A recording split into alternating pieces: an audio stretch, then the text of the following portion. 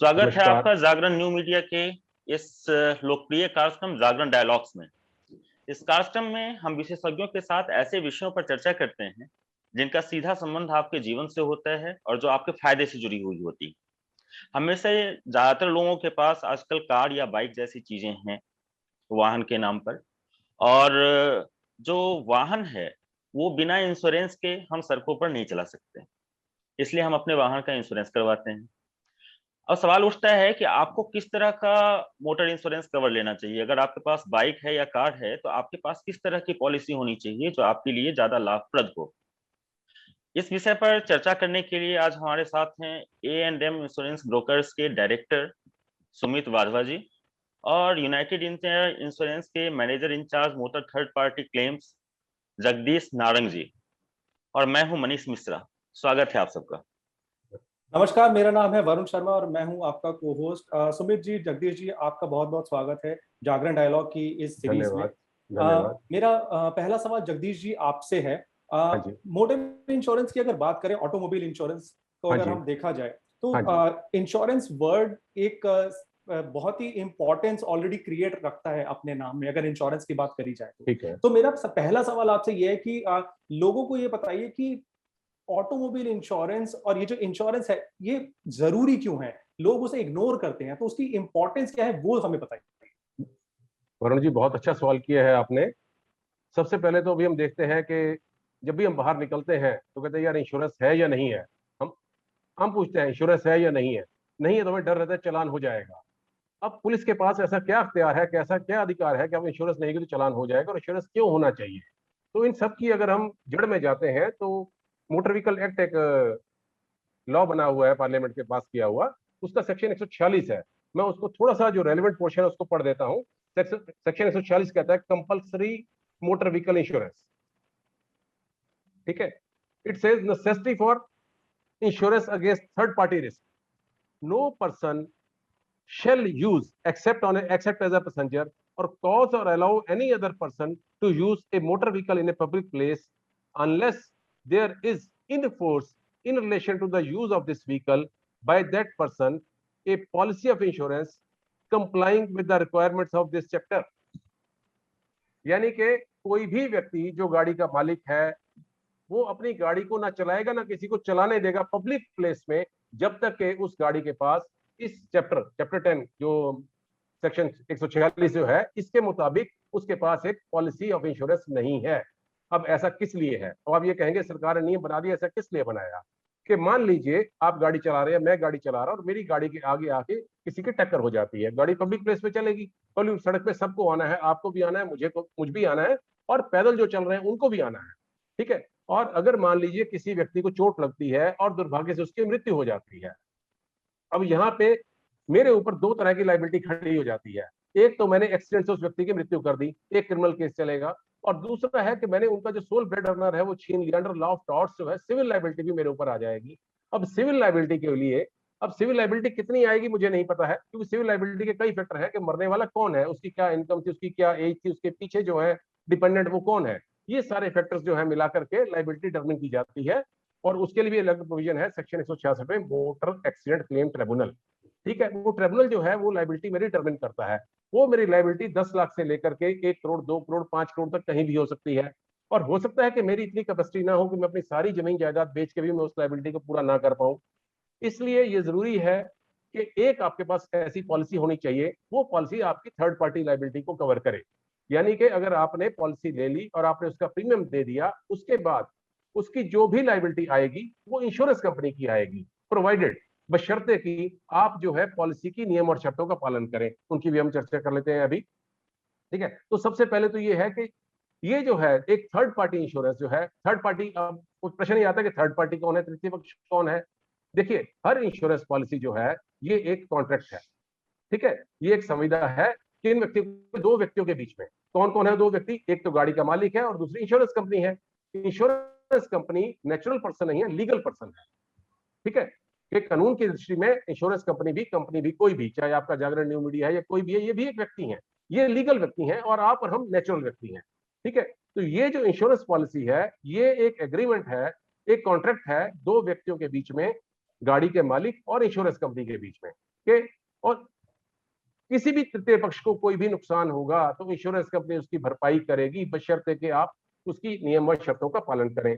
यानी बिल्कुल, कि इसलिए मैं ये हाँ, कहना चाहता हूँ कि इसीलिए थर्ड पार्टी इंश्योरेंस जो है जरूरी है। जरूरी जी है। वरुण जी, कि- आप इसीलिए यही आप जानना चाहते थे। कहने का भाव ये है कि मेरे अलावा यानी गाड़ी के मालिक के अलावा कोई भी व्यक्ति अगर उस गाड़ी से चोटिल हो जाता है, उसको चोट लगती है, मृत्यु होती है या उसकी प्रॉपर्टी को कोई नुकसान पहुंचता है, तो सारे के सारे जो है थर्ड पार्टी के दायरे में आएंगे और वो क्लेम करने के हकदार हैं। अब और इसीलिए मैं थर्ड पार्टी इंश्योरेंस जरूरी है। इसलिए थर्ड पार्टी इंश्योरेंस कंपलसरी है। मैं सिर्फ छोटा छोटा जी बता दूं कि गाड़ी की वो जो नियम और शर्तें क्या क्या जरूरी है। इंश्योरेंस कंपनी आपसे क्या चाहती है? इंश्योरेंस कंपनी आपसे ये चाहती है कि जब भी आप गाड़ी चलाएं तो आपके पास एक वैलिड एंड इफेक्टिव लाइसेंस होना चाहिए। हम्म ठीक है, वैलिड एंड इफेक्टिव दो चीजें हैं, ये दो शब्द हैं। इसका मतलब क्या है कि आपका लाइसेंस उस डेट को वैलिड होना चाहिए जिस डेट को एक्सीडेंट हुआ है, और इफेक्टिव उस क्लास के लिए होना चाहिए। मेरे पास लाइसेंस कर स्कूटर का है, मोटरसाइकिल का है, तो मैं कार नहीं चला सकता। कार का है तो मैं ट्रक नहीं चला सकता। यानी कि जो क्लास ऑफ व्हीकल मैं चला रहा हूं उस क्लास ऑफ व्हीकल के लिए मेरा लाइसेंस होना चाहिए और उस तारीख को वैलिड होना चाहिए, नंबर 1। नंबर 2, गाड़ी का जो इस्तेमाल है, मैं गाड़ी का इस्तेमाल गाड़ी की जो जिसमें मेरे को अलाउड है, यानी कि जैसे प्राइवेट कार है वो पैसेंजर कैरी करने के लिए है, अगर मैं उसमें गुड्स कैरी कर रहा हूं, वस्तुएं कैरी कर रहा हूं, वो गलत है। ठीक है, it should not be used as a goods carrier. Passenger carrier के रूप में मैं उसका इस्तेमाल करूं, उसी जिस काम के लिए बनी है गाड़ी, जिस काम के लिए गाड़ी बनी है उस काम के लिए इस्तेमाल करूं, और मेरे पास उसमें ड्राइविंग लाइसेंस होना चाहिए और उस गाड़ी का एक फिटनेस होना चाहिए। आप सभी जानते हैं कि गाड़ियों का फिटनेस जो है 15 साल के लिए है, डीजल वाली कारों का 10 साल के लिए है एनसीआर में, और बाकी गाड़ियों का 15 साल के लिए है। बाकी जगह जी 15 साल के बाद एक्सटेंड हो जाता है अगर गाड़ी ठीक है, दिल्ली एनसीआर में शायद नहीं होता है। तो जी अगर गाड़ी का फिटनेस नहीं है तो इसका मतलब यह है कि गाड़ी सड़क पे नहीं चल सकती। गाड़ी सड़क पे चलने की हालत में होनी चाहिए, मेरे पास लाइसेंस होना चाहिए और गाड़ी का इस्तेमाल उस काम के लिए होना चाहिए जिस काम के लिए वो बनी है। अगर ये नियम और शर्तें मैं पूरी कर रहा हूं तो इंश्योरेंस, उसके बाद जो भी कोई मेरे ऊपर जिम्मेवारी आएगी कानूनन, उसको जो इंश्योरेंस इंश्योरेंस कंपनी कंपनी वहन कवर करेगी। करेगी। हाँ, जी जो आपकी क्रिमिनल बात समझ लाइबिलिटी, गया। यहां मैं एक बात और स्पष्ट कर दूं कि जो क्रिमिनल लाइबिलिटी है उसके जी लिए मुझे खुद ही भुगतना पड़ेगा। मान लीजिए लॉ के अंदर जो सजा मुझे मिलेगी कि मैंने अगर किसी व्यक्ति को मार दिया, मैंने जानबूझ के मारा या कैसे मारा, मेरी नेग्लिजेंस थी नहीं थी, जो भी है, उसके लिए जो भी सजा मिलेगी वो सजा तो मुझे भुगतनी होगी, परंतु जो फाइनेंशियल एस्पेक्ट आएगा, जो फाइनेंशियल जिम्मेवारी आएगी, वो सारी इंश्योरेंस कंपनी की रहेगी। ओके इसलिए इंश्योरेंस जो है कंपलसरी है। ये तो है okay okay compulsory sir. Part. अब अगर इसी को आगे थोड़ा सा और आगे बढ़ाऊं। सर नेक्स्ट क्वेश्चन अगर आप कहें तो हम हाँ सुमित जी चलिए, से। ठीक है ठीक है, वरुण जी ठीक आप है अगला क्वेश्चन ले लीजिए। जी सुमित जी, जी दो तरह की अभी तो चर्चा हुई थर्ड पार्टी को ही काफी विस्तार से जगदीश जी ने बताया कि क्या होता है थर्ड पार्टी, क्यों जरूरी है, किन परिस्थितियों में उसका क्लेम किया जा सकता है, किन परिस्थितियों में वो क्लेम आप करते हैं तो आपको नहीं मिलता है। ये बात सही है। अब एक हो गया थर्ड पार्टी, दूसरा कॉम्प्रिहेंसिव। ठीक है, हाँ जी, हाँ जी। अगर कोई आदमी गाड़ी जिसके पास है तो उसको आप क्या सलाह देंगे कि वो थर्ड पार्टी इंश्योरेंस लेकर चले या कॉम्प्रिहेंसिव कवर लेकर चले? सर, थर्ड पार्टी इंश्योरेंस जैसे सर ने अभी डिस्क्राइब किया, एक सिर्फ लीगल कंप्लायंस आपकी पूरी करता है, जो लॉ आपको कहते हैं कि आपके पास होना चाहिए। हालांकि ये जिस तरीके का पर्सनल एसेट है, जी उस एसेट की कवरेज के लिए आपको कॉम्प्रिहेंसिव कवर ही वैलिड रहेगा, बिकॉज आपका जो एसेट है, आपकी बिलोंगिंग है, कल को उसको कोई भी नुकसान होता है तो वो आपका प्राइवेट लॉस है। उसमें हम्म, गवर्नमेंट को उसमें कोई इंटरवेंशन की जरूरत नहीं है कि आप इसका कराइए ही कराइए। गवर्नमेंट ने अपनी कंप्लायंस करी है थर्ड पार्टी रिस्क कवर करने की, बट कॉम्प्रिहेंसिव आपके अपने इंटरेस्ट में है क्योंकि ये आपका एसेट है, तो इसलिए कॉम्प्रिहेंसिव कवर ही आवश्यक है। ओके, मतलब आपकी सलाह है कि कॉम्प्रिहेंसिव कवर लेकर चला जाए, वो जो है वो ज्यादा बेनिफिशियल है। क्योंकि गाड़ी जो आपने खरीदी उसकी एक वैल्यू है सर, उसमें कोई भी चीज का डैमेज होता है तो वो आपकी जेब खर्च से जाएगा। आपका पर्सनल एसेट है, क्योंकि आप लगी हुई गाड़ी नहीं चला पाएंगे, चाहे तो उसका दरवाजा टूटे चाहे शीशा टूटे, तो वो आपका अपना पर्सनल एसेट है जो इफेक्ट होगा। जी उसको ठीक कराने के लिए जो आपको इंश्योरेंस की आवश्यकता पड़ेगी वो कॉम्प्रिहेंसिव कवर। जी जी वरुण जी। जी सुमित जी, मेरा अगला सवाल आप ही से है, इसी से जुड़ा हुआ सवाल है। आजकल अगर हम देखें, काफी समय से ये चीज लागू हो गई है जीरो डेट पॉलिसी जो ऑटोमोबाइल्स में स्पेशली कार्स की अगर बात करें तो जीरो डेट पॉलिसी को काफी ज्यादा लोगों ने पसंद किया है इन कंपैरिजन टू जो पहले पॉलिसी मिलती थी। तो आप क्या सजेस्ट करेंगे, क्या जीरो डेट पॉलिसी बेटर है in comparison to the other policies जो कि ऑफर होती है, क्योंकि प्रीमियम में थोड़ा डिफरेंस ज्यादा आता है, तो वो हमारे यूजर्स को थोड़ा सा सजेस्ट करिए। सर बेसिकली अगर आप उस इस सवाल को सही तरीके से समझा जाए तो सिंपल कॉम्प्रिहेंसिव पॉलिसी जो है, जो जिसको हम वेनिला कवर बोलते हैं, जी वो एक किस्म से आपकी 50% कवरेज कर रहा है प्लास्टिक पार्ट्स पे, रबर पार्ट्स पे, लाइट्स पे, बम्पर्स पे।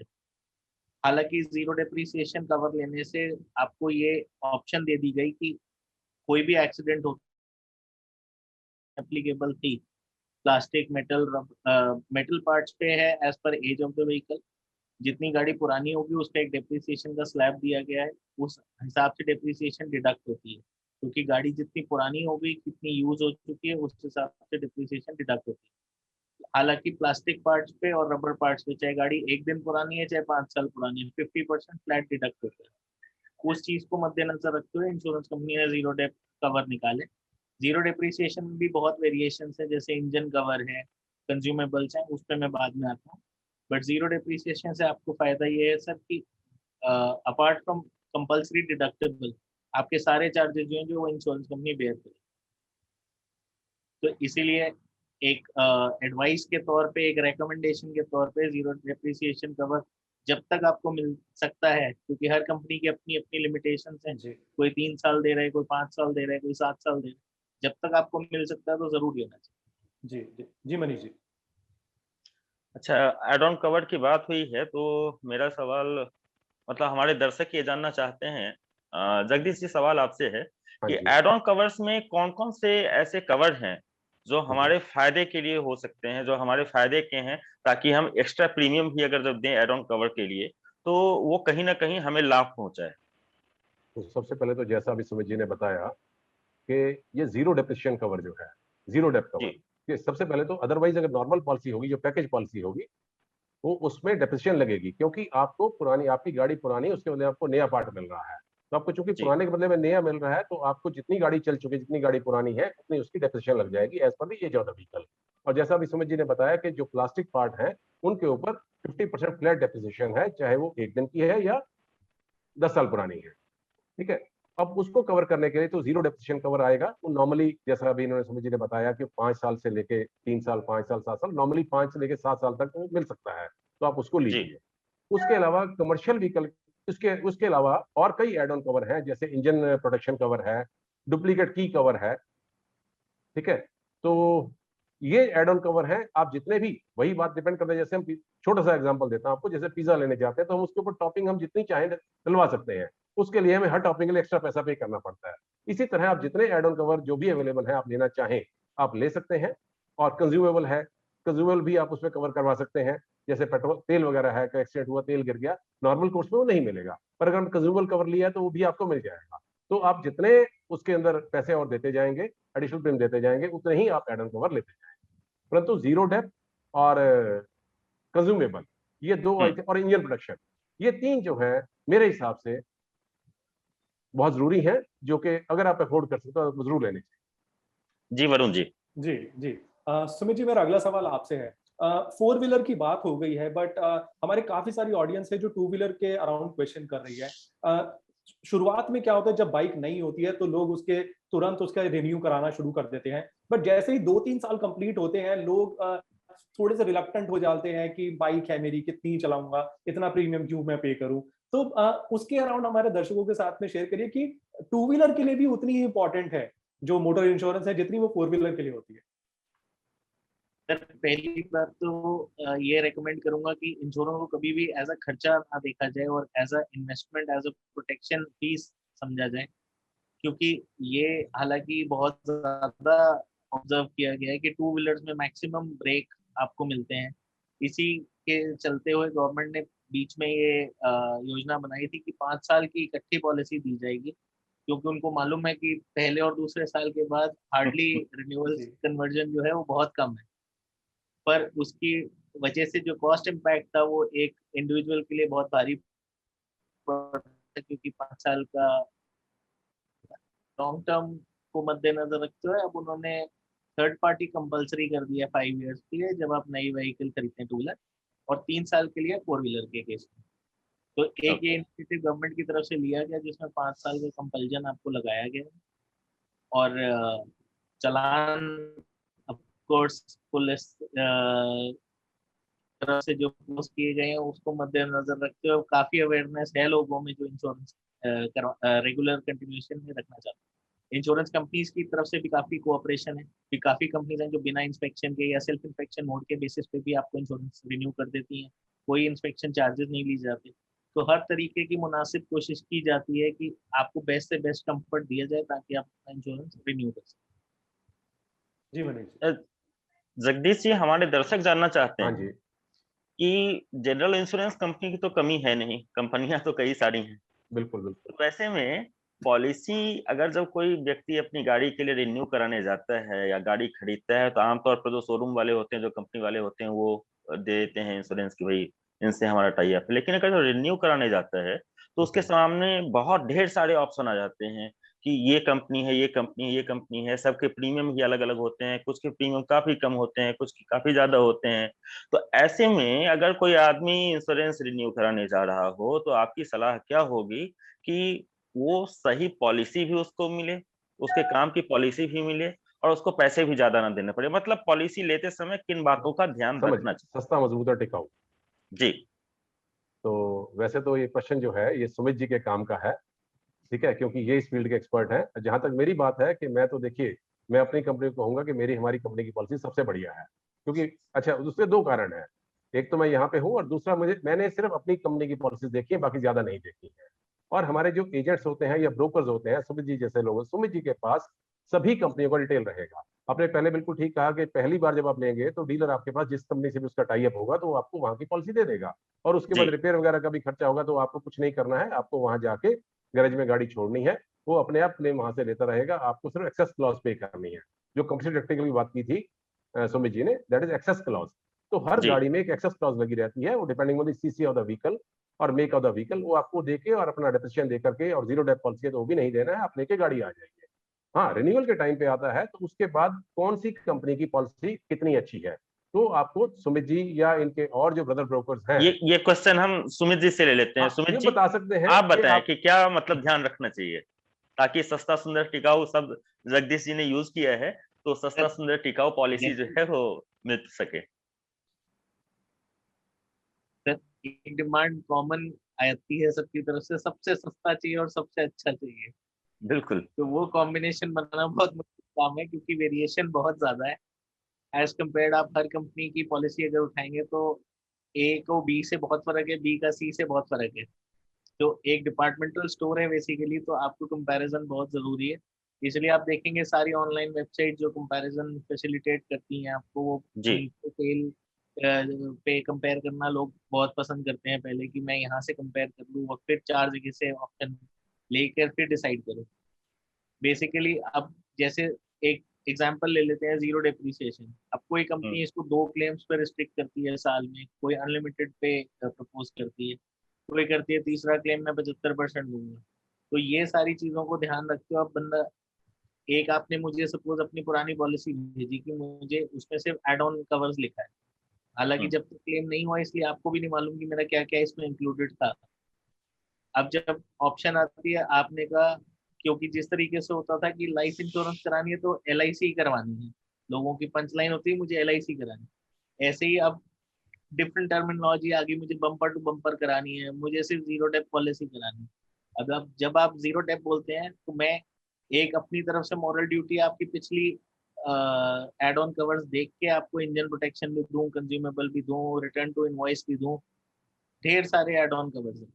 पर जब एज अ कस्टमर आपने बोला सिर्फ जीरो डेप चाहिए, तो मैं आपको सिर्फ जीरो डेप देकर आपको प्राइस कंपैरिजन में सबसे चीपेस्ट पॉलिसी दिखा के वो आराम से बेचा जा सकता है। तो अपनी पॉलिसी को जरूर समझना चाहिए, अपनी रिक्वायरमेंट को जरूर समझना चाहिए, पहले आपको क्या क्या तरीके की कवरेज है अवेलेबल और क्या क्या आपको वैलिड लगती है अपने हिसाब से वो पॉलिसी में डलवानी चाहिए। जी रिसेंट वरुण जी। कवर जो है यहाँ मैं, EMI प्रोटेक्शन के भी कवर आते हैं, जिसमें वो गाड़ी अगर आपकी 14 दिन से ऊपर रिपेयर में जाएगी तो उस महीने की ईएमआई इंश्योरेंस कंपनी बेयर करेगी। That's an additional and very important information Sumit ji जो आपने शेयर करी है हमारे दर्शकों के साथ में। जगदीश जी, मेरा अगला सवाल आपसे है, इन केस ऑफ अगर गाड़ी का एक्सीडेंट हो जाता है, पूरी गाड़ी डिस्ट्रॉय हो जाती है, उस वाले केस में क्या क्या पॉइंट्स होते हैं जो इंश्योरेंस कंपनी कंसीडर करती है जब वो फुल एंड फाइनल पेमेंट करती है? बिकॉज अगर फॉर एग्जांपल अगर मैं बोलूं किसी गाड़ी की जो इंश्योरेंस कॉस्ट इवेल्युएट हुई है आफ्टर 1 or 2 years, वो समवेयर अराउंड 10 lakhs है, ठीक है, और जब उस गाड़ी का एक्सीडेंट हो गया, गाड़ी कंप्लीटली डिस्ट्रॉय हो गई, इन केस ऑफ फायर या इन केस ऑफ का कुछ और होता है, तो Major उस वाले accident। केस पे कितना अमाउंट होता है और वो कैसे इवैल्यूएट करा जाता है? मैं आपकी बात समझ गया, बहुत अच्छा प्रश्न है आपका जी। जो आपने पहले वैल्यू कही है 10 लाख गाड़ी की, मान लीजिए 10 लाख है, उस जी। 10 लाख को हम कहते हैं IDV, insured declared value. Insured अपनी गाड़ी की वैल्यू डिक्लेयर करता है और उसके ऊपर इंश्योरेंस कंपनी प्रीमियम उसको एक्सेप्ट करते प्रीमियम चार्ज करती है। जी। तो that is non negotiable at the time of loss. At the time of loss आप ये नहीं कह सकते कि यार आपकी गाड़ी तो 5 लाख की थी, ये तो 10 लाख की इंश्योरेंस करवा ली है। तो जब आपने डिक्लेयर की है वैल्यू, इसी का पहले टर्मिनोलॉजी होती थी आईईवी, इंश्योर्ड एस्टिमेटेड वैल्यू। इंश्योर्ड खुद अपनी गाड़ी की वैल्यू एस्टिमेट कर रहा है, पर अब वो डिक्लेयर कर रहा है कि मेरी गाड़ी 10 लाख की है, आप उसको मानते हैं, इंश्योरेंस कंपनी मानती है 10 लाख का प्रीमियम ले रही है, तो that is non negotiable, number 1। Number 2 अब आता है कि कितना, मतलब mode of payment of loss क्या होगा। अगर मान लीजिए छोटा मोटा लॉस है, लाख, 2 लाख, 3 लाख, 5 लाख तक का लॉस है, तो रिपेयर में आ जाएगा, उसमें आपकी जो भी रिपेयर का खर्चा आएगा, अगर बेसिक पैकेज पॉलिसी है तो डेप्रिसिएशन आपको देनी पड़ेगी, जीरो डेप पॉलिसी तो आपको डेप्रिसिएशन भी नहीं देनी पड़ेगी, और जो भी खर्चा आएगा वो आपको इंश्योरेंस कंपनी दे देगी। और एक टर्म आती है टीएल और सीटीएल, टोटल लॉस और कंस्ट्रक्टिव टोटल लॉस। जहां पे भी कंपनी की नेट लायबिलिटी गाड़ी की आईडीवी से 75% से ऊपर या बराबर आ जाती है, यानी कि आपने 10 लाख की बात की, तो अगर रिपेयर का खर्चा, जो कंपनी की लायबिलिटी, रिपेयर का खर्चा ज्यादा हो सकता है डेप्रिसिएशन काट के, बाकी सारी चीजें काट के, अगर इंश्योरेंस कंपनी की लायबिलिटी 7.5 लाख या इससे ज्यादा आती है, तो उस केस में आपको गाड़ी रिपेयर करवाने को नहीं कहा जाएगा, गाड़ी को टोटल लॉस ट्रीट किया जाएगा। वो जो साल्वेज होगा, जो रैक होगा, जो क्षतिग्रस्त वाहन होगा, वो इंश्योरेंस कंपनी की प्रॉपर्टी बन जाएगी। वो चाहे तो उसको मार्केट में डिस्पोज ऑफ करवा दें, किसी भी तरह से करवाएं, दैट इज देयर प्रेरोगेटिव। आपको कुल मिलाकर के 10 लाख लेस एक्सेस क्लॉज वो आपको मिल जाएगा। जी मनीष ओके, मेरा ख्याल से सुमित क्लियर है। जी, जी जी जी सुमित जी, हमारे दर्शक जानना चाहते हैं, क्लेम प्रोसेस की बात हुई है, तो कई सारे इलाके बाढ़ वाले होते हैं, कहीं भूस्खलन हो रहा होता है, कहीं मतलब आग लग जाती है, मतलब नेचुरल कैलामिटी जिसको हम कहते हैं। इसके कारण अगर जब गाड़ी क्षतिग्रस्त होती है, मान लीजिए किसी की गाड़ी बाढ़ बाढ़ में बह जाती है, किसी की कार बह गई, किसी का बाइक बह गई, तो ऐसे में जो क्लेम प्रोसेस है वो क्या है, और आसानी से क्लेम मिले इसके लिए पॉलिसी होल्डर्स को क्या करना चाहिए? सर, आप आग के तहत बोल रहे हैं या फ्लड के केसेस में? जी फ्लड के केसेस में जानना चाह रहे हैं सर, या फायर के केसेस में? नहीं, फ्लड जो नेचुरल कैलामिटी है आपके, जैसे फ्लड हो गया या भूस्खलन हो गया, भूकंप की वजह से अगर जब गाड़ी क्षतिग्रस्त हो गई, कुछ हो गया उसको, इस मामले में मैं पूछ रहा हूँ। Sir, in case of flood जो नेचुरल कैलामिटी रिकॉर्ड की जाएगी उस पर्टिकुलर एरिया में मेट्रोलॉजिकल डिपार्टमेंट की चाहे रिपोर्ट पब्लिश होगी, या आपको अपना ग्राउंड प्रूव करना है कि ये फ्लड के कारण आपके डैमेजेस गाड़ी में रिपोर्ट हुए, उसके लिए आपको चाहे वो स्पॉट फोटोग्राफ्स हो, चाहे आपको नेचुरल कैलामिटी की रिपोर्ट हो मेट्रोलॉजिकल डिपार्टमेंट की जो सबमिट करनी पड़ेगी, अलॉन्ग विद, जैसे इसमें आपको एडवाइस किया जाता है कि जब गाड़ी पानी में फंसी हो तो आपको स्टार्ट नहीं करनी, आपको उसको इग्निशन करने की बार बार मल्टीपल अटेम्प्ट्स नहीं करने, क्योंकि उससे इंजन सीज हो जाता है।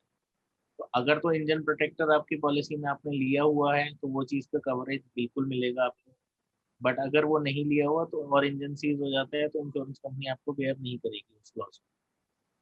जी जी वरुण जी। जी सुमित जी, मेरा अगला सवाल आप ही से है। लग्जरी कार्स की अगर बात करी जाए तो बिकॉज ऑफ प्रीमियम कॉस्ट जो उन गाड़ियों के साथ में आती है, ये काफी नोटिस किया गया है कि लोग प्रेफर करते हैं उसे जिस स्टेट में वो रह रहे हैं उससे में ना करा के, फॉर एग्जांपल उत्तराखंड और हिमाचल से वो लोग काफी उसका रजिस्ट्रेशन करवाते हैं, वो वहां से परचेज करते हैं, सो और वापस फिर अपनी स्टेट में लेके आते हैं। Do you think it's advisable? तो बेसिकली जो आप बाहर के स्टेट में कह रहे हैं रजिस्ट्रेशन करवाते हैं, उससे देखिए हिंदुस्तान में आप गाड़ी कहीं भी रजिस्टर करवाइए, कहीं भी चलाइए, जी, उससे कोई फर्क नहीं पड़ता। कई बार रजिस्ट्रेशन जो टैक्सेस है, रजिस्ट्रेशन चार्जेस जो हैं, वो स्टेट टू स्टेट वेरी करते हैं। तो किसी स्टेट में बहुत कम होते हैं, सब्सटेंशियल डिफरेंस होता है, तो आदमी कहता है कि अगर मैं वहां रजिस्ट्रेशन करवाता हूँ तो वहां मुझे बहुत ज्यादा बचत हो जाएगी, इसलिए वो वहां पे रजिस्ट्रेशन करवा लेते हैं। इसके अलावा मुझे और कोई मतलब कारण समझ में नहीं आ पाता कि मान लीजिए दिल्ली की गाड़ी, मुंबई की गाड़ी, आप उत्तराखंड में जाकर रजिस्ट्रेशन करवा रहे हैं, क्यों करवा रहे हैं? सिर्फ जो है टैक्स कई स्टेट्स में बहुत कम है, वो डिफरेंस बहुत ज्यादा आता है, और जो आपकी होम स्टेट है मान लीजिए उसमें टैक्स बहुत ज्यादा है, ठीक है, तो इसलिए उसको करवा लेते हैं। हालांकि उसके अंदर भी एक्ट के अंदर प्रावधान है कि अगर आप 6 महीने से ज्यादा गाड़ी कहीं और चला रहे हैं तो आपको उस स्टेट में रजिस्टर करवानी पड़ेगी, ठीक है, क्योंकि टैक्स बेसिकली स्टेट की इनकम है, स्टेट का रेवेन्यू है। तो आप जिस स्टेट में रह रहे हैं, जिस स्टेट में गाड़ी आपकी मेजर चलेगी, आपको रजिस्ट्रेशन वहीं करवानी चाहिए, नंबर 1। अब वो वहां करवा रहे हैं, उससे कोई फर्क नहीं पड़ता, आप करवा लीजिए, अब वहां दूसरी जगह आप ले आके चलाइए, ना तो उसका आपके क्लेम के ऊपर भी फर्क पड़ेगा, उससे आपका क्लेम का स्टेटस अनचेंज रहेगा कि गाड़ी कहीं और रजिस्टर्ड है और एक्सीडेंट कहीं और हो रहा है, चल कहीं और रही है, उससे आपके क्लेम के ऊपर कोई फर्क नहीं पड़ेगा। जी जी ओके, ठीक है, जी आई थिंक वो आपका जो है जी जी क्वेरी जो है जी दैट आंसर। जी ठीक, एक क्वेश्चन हमारा जो दर्शक जानना चाहते हैं, पूछना चाहते हैं, सुमित जी, जी आ, गाड़ी चोरी की घटनाएं जो है आम है, बाइक जी चोरी हो जाती है, कार चोरी हो जाती है, हाँ। तो इस क्लेम प्रोसेस को कैसे स्मूथ बनाया जा सकता है? सर, सबसे पहले आपको डॉक्यूमेंट चेकलिस्ट बिल्कुल फॉलो करनी चाहिए, जो इंश्योरेंस पॉलिसी में भी दी जाती है। कई कंपनीज ने उसको एज अ प्रैक्टिस इंटीग्रेट किया हुआ है कि डॉक्यूमेंट चेकलिस्ट आपको प्रोवाइड की जाती है इन केस ऑफ डैमेज और in case of theft. First and foremost आपको सबसे पहले सर, जैसे ही चोरी अगर डिस्कवर होती है तो सबसे पहले एफआईआर करनी चाहिए। एफआईआर के बाद इमीडिएटली इंश्योरेंस कंपनी को अपना क्लेम इंटीमेट करना चाहिए, जितनी जल्दी से जल्दी हो सके। ओके, इसके और कोई अलावा टिप्स? जी, इसके अलावा आपको गाड़ियों की चाबी बिल्कुल हैंडी रखनी चाहिए, क्योंकि अक्सर ये देखा गया है कि जब आप ढूंढने पे आते हैं तो दूसरी चाबी मिलती नहीं है, और वो सस्पिशन क्रिएट करता है और क्लेम में आपको बाधाएं डालता सुमित जी, मैं एक चीज और कहना चाहूंगा, यहाँ पे ऐड करना चाहूंगा कि सबसे पहले तो गाड़ी चोरी होती है उससे पहले देखो, हर पॉलिसी कंडीशन रहती है कि आपको इस तरह बिहेव करना है as if you are uninsured, है। आपके पास बीमा नहीं है। अगर जी मान लीजिए आपको आपको मालूम है कि मेरे पास सिर्फ थर्ड पार्टी बीमा है और मेरे पास कंप्रेहेंसिव बीमा नहीं है, तो मैं क्या करूंगा? मैं अपनी गाड़ी को अच्छी तरह से पार्क करूंगा, अच्छी जगह, सेफ जगह पे रखूंगा, ताकि गाड़ी चोरी होने की संभावना कम से कम हो, ठीक है। और अगर यही मान लीजिए मेरे पास बीमा आ गया, मैं सड़क के बीच में छोड़ दूं कि यार क्या हो गया, चोरी हो जाएगी तो इंश्योरेंस कंपनी देगी, ये चीज नहीं रहनी चाहिए। मतलब मैं अपनी तरफ से इतना प्रिकॉशन ले सकूं तो इसको मतलब एक सेफ तरीके से पार्क करूं। उसके बाद भी जैसे गाड़ी चोरी जाती है, तो जैसे सुमित जी ने कहा कि सबसे पहले एफआईआर है, ठीक है, दोनों चाबियां मेरे पास होनी चाहिए, और उसके बाद इंश्योरेंस कंपनी अपनी इन्वेस्टिगेशन करवाती है, पुलिस भी अपनी इन्वेस्टिगेशन करेगी, पुलिस उसके बाद अंट्रेस रिपोर्ट दे देती है, तो untraced report duly signed by magistrate concerned. तो सभी इंश्योरेंस कंपनीज ये इंसिस्ट करती हैं, इस बात पे दबाव डालती हैं कि जो आपकी अनट्रेस रिपोर्ट है वो एसएचओ के बाद एसएचओ उसको कोर्ट में पेश करेगा, वो इलाका मजिस्ट्रेट से जो है अटेस्ट होकर आनी चाहिए, उसके थ्रू अप्रूव होकर आनी चाहिए। वो अनट्रेस रिपोर्ट अगर आ जाती है, एफआईआर है, अनट्रेस रिपोर्ट है, और अगर आपकी चोरी स्टेब्लिश हो जाती है और दोनों आपने चाबियां दे दी हैं, तो उसके बाद कोई ऐसा क्लेम ना मिले। हाँ, उसके बाद आपको एक लेटर ऑफ सब्रोगेशन और एक पावर ऑफ अटॉर्नी देना पड़ता है। लेटर ऑफ सब्रोगेशन ये है कि आप अपने सारे अधिकार उस गाड़ी में थे, जो कि आपको क्लेम मिल जाएगा, तो आप उस गाड़ी में आपके जितने भी अधिकार थे, आप उन अधिकार को इंश्योरेंस कंपनी को ट्रांसफर कर देंगे। हाँ, और एक ओके, काम छोटा सा और करना है कि आपको अपने आरएलए को भी बताना है, जो कंसर्न आरएलए है, कि ये गाड़ी चोरी हो चुकी है, इसलिए इसकी आरसी सस्पेंड कर दी जाए। नहीं तो क्या हो सकता है, कई बार चोर इतने स्मार्ट रहते हैं कि वो आपके साइन भी करके कुछ भी करके वो आरसी ट्रांसफर करवा के भी चले जाएंगे, अगर मान लीजिए आपने आरएलए को नहीं बताया। तो इसलिए आपकी एफआईआर पुलिस को बताने के साथ साथ आपकी एक ड्यूटी और भी है कि आप आरएलए को बताएं। ठीक है सुमित जी, मेरे ख्याल, एम आई करेक्ट? ठीक है ना? जी तो आरएलए को भी बताइए और अपनी गाड़ी सेफ ढंग से पार्क कीजिए, पुलिस के साथ टाई अप करके अनट्रेस रिपोर्ट हर जगह अलग अलग टाइम है इन्वेस्टिगेशन कंप्लीट करने का। दिल्ली एनसीआर में शायद 3 हफ्ते के बाद अनट्रेस रिपोर्ट मिल जाती है, कई जगह 6 हफ्ते का टाइम है, 8 हफ्ते का टाइम है। अनट्रेस रिपोर्ट लेकर के, सारे डॉक्यूमेंट लेकर के आप उनको अपनी इंश्योरेंस कंपनी को दे दीजिए, और अगर आपके सारे डॉक्यूमेंट पूरे हैं तो मेरा ख्याल है अनट्रेस रिपोर्ट देने के बाद ज्यादा टाइम नहीं लगता इंश्योरेंस क्लेम लेने के। जी जी जगदीश जी, मनीष जी, इससे पहले कि आप रैपअप करें, मेरा एक आखिरी सवाल सुमित जी से है। सुमित जी, गाड़ी अगर सो बेसिकली दो सवाल है छोटे छोटे से। पहला सवाल ये कि गाड़ी इन केस जिसके नाम पर गाड़ी है, अगर वो बंदा गाड़ी नहीं चला रहा है, दूसरा कोई बंदा गाड़ी चला रहा है और उससे एक्सीडेंट हो जाता है, उस वाली केस में इंश्योरेंस पॉलिसी का क्या रूट होता है? क्या कोई अलग उसमें प्रोसीजर फॉलो होता है? That is one. और दूसरे वाले केस में इन केस किसी ने अपनी गाड़ी बेच दी है उसने पावर ऑफ अटॉर्नी दे दी है, बट दूसरे बंदे ने अपने नाम पर गाड़ी ट्रांसफर नहीं कराई है, तो क्या वो इंश्योरेंस रिन्यू करा सकता है या नहीं करा सकता?